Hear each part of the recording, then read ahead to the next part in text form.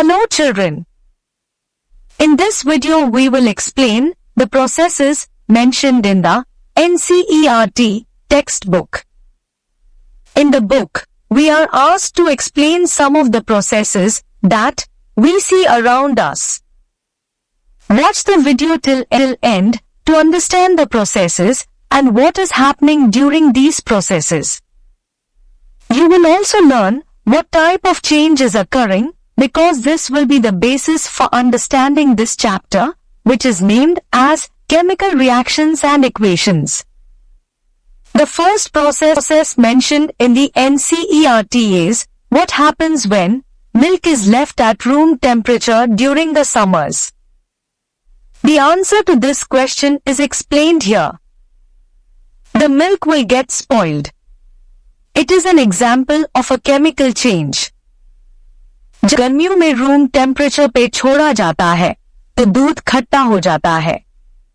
इसका रीजन ये होता है कि दूध के अंदर बैक्टीरिया होते हैं जो लैक्टोज, जो दूध में एक शुगर होती है, को लैक्टिक एसिड में कन्वर्ट करते हैं। इस रिएक्शन के बाद दूध का टेस्ट और स्मेल बिल्कुल चेंज हो जाता है और दूध में जो प्रोटीन्स होते हैं वो भी चेंज हो जाते हैं, जिस वजह से दूध फटने लगता है। क्योंकि दूध का केमिकल कॉम्पोजिशन चेंज हो जाता है और लैक्टिक एसिड जैसा नया सब्सटेंस बनता है, इसलिए ये एक केमिकल और ये प्रोसेस इजीली रिवर्स नहीं किया जा सकता, क्योंकि लैक्टिक एसिड को वापस लैक्टोज में कन्वर्ट करना मुश्किल होता है। The second process mentioned in the NCERT is what happens when an iron tawa pan nail is left exposed to humid atmosphere. The answer to this question is explained here. All these articles are made of iron and will get spoiled or will become rusty. It is also an example of a chemical change. जब लोहा iron humid atmosphere में जहां ज्यादा moisture या पानी होता है exposed रहता है, तो आयरन और हवा में ऑक्सीजन के बीच एक रिएक्शन होती है। इस रिएक्शन से आयरन ऑक्साइड बनता है जो हम जंग रस्ट के नाम से जानते हैं। बिल्कुल अलग होता है, इसका कलर रेडिश ब्राउन होता है और आयरन का स्ट्रेंथ भी कम हो जाता है।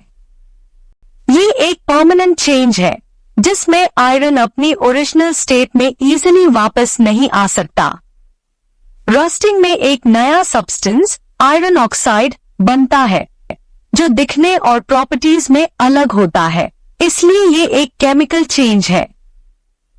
The third process mentioned in the NCERT is what happens when grapes get fermented. The answer to this question is explained here. The grapes will change and carbon dioxide gas is produced. It is an example of a chemical change. जब grapes ferment होते हैं तो उनमें मौजूद sugar, glucose, fructose, microorganisms जैसे yeast के कारण alcohol और कार्बन डाइऑक्साइड में कन्वर्ट हो जाती है। इस प्रोसेस को फर्मेंटेशन कहते हैं। फर्मेंटेशन में एक नया सब्सटेंस अल्कोहल बनता है जो ग्रेप्स की ओरिजिनल शुगर से बिल्कुल अलग होती है। ये चेंज परमानेंट होता है और इसे ग्रेप्स वापस अपनी ओरिजिनल स्टेट में। ये प्रोसेस सिंपल हीटिंग या कूलिंग से रिवर्स नहीं किया जा सकता, क्योंकि फर्मेंटेशन में नए केमिकल्स बनते हैं, अल्कोहल और कार्बन डाइऑक्साइड, इसलिए ये एक केमिकल चेंज है। The fourth process mentioned in the NCERT is what happens when food is cooked. The answer to this question is explained here. The food will become soft, tasty, eatable and digested easily as compared to its raw form. It is another example of a chemical change. जब खाना पकाया जाता है तो heat के कारण food ingredients के बीच chemical reactions होती है। जैसे चावल या रोटी बनते वक्त उनका टेक्सचर और टेस्ट चेंज हो जाता है क्योंकि स्टार्च और प्रोटीन्स हीट के साथ रिएक्ट करके नए कंपाउंड्स बन। एक सिंपल एग्जाम्पल लेते हैं। एग फ्राई करते वक्त एग का व्हाइट पार्ट ट्रांसपेरेंट से सॉलिड और व्हाइट हो जाता है, जो प्रोटीन्स के डीनेचर होने की वजह से होता है। इस प्रोसेस में जो सब्सटेंसेस बनते हैं वो ओरिजिनल रॉ मटेरियल्स से बिल्कुल अलग होते हैं। कुकिंग के बाद खाने को उसकी रॉ स्टेट में वापस नहीं लाया जा सकता, इसलिए कुकिंग एक केमिकल चेंज है। The fifth process mentioned in the NCERT is what happens when food gets digested in our body. This question is explained here. The food is converted into its components like carbohydrates, proteins and fats. This digested food enters our blood and reaches various organs.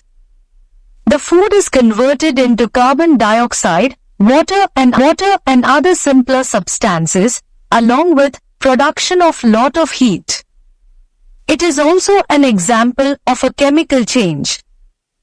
हम जब खाना खाते हैं तो हमारी body उस खाने को तोड़ के छोटी मॉलिक्यूल्स में कन्वर्ट करती है, जो इजीली एब्जॉर्ब किए जा सकते। इस प्रोसेस में डाइजेस्टिव एंजाइम्स यूज होते हैं जो फूड के कार्बोहाइड्रेट्स, प्रोटीन्स और फैट्स को ग्लूकोज, अमीनो एसिड्स और फैटी एसिड्स में तोड़ते हैं। ये ग्लूकोज और अमीनो एसिड्स हमारे बॉडी सेल्स को एनर्जी और रिपेयर के लिए उपयोग होते हैं। क्योंकि इस प्रोसेस में खाने की ओरिजिनल फॉर्म चेंज हो जाती है और नए सब्सटेंसेस बनते हैं जो कि बॉडी के लिए यूजफुल है। डाइजेशन एक केमिकल चेंज है और इस प्रोसेस को रिवर्स करना इम्पॉसिबल होता है। The sixth and last process mentioned in the NCERT is what happens when we respire. The answer to this question is explained here. Like all the other processes already mentioned, respiration is also an example of a chemical change. Process है जिसमें हम oxygen लेते हैं और अपने sales के अंदर glucose को ब्रेक डाउन करते हैं एनर्जी बनाने के लिए। इस प्रोसेस में ग्लूकोज रिएक्ट करता है ऑक्सीजन के साथ और रिजल्ट में एनर्जी के साथ कार्बन डाइऑक्साइड और पानी बनते हैं। ये केमिकल रिएक्शन बॉडी सेल्स के अंदर होती है। रेस्पिरेशन एक complex series of chemical reactions है जिसमें नए प्रोडक्ट्स, कार्बन डाइऑक्साइड और वाटर बनते हैं। इस चेंज को रिवर्स नहीं किया जा सकता और ये एनर्जी प्रोडक्शन के लिए जरूरी होता है। क्योंकि रेस्पिरेशन में नए प्रोडक्ट्स बनते हैं, इसलिए ये एक केमिकल चेंज है। I hope you must have fully understood the processes and you can now answer any question related with these questions. You can think of some similar processes and try to explain these.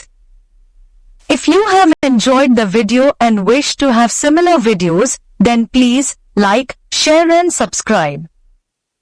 We will come back soon with such informative and educational videos to make your learning easy and interesting. Thanks for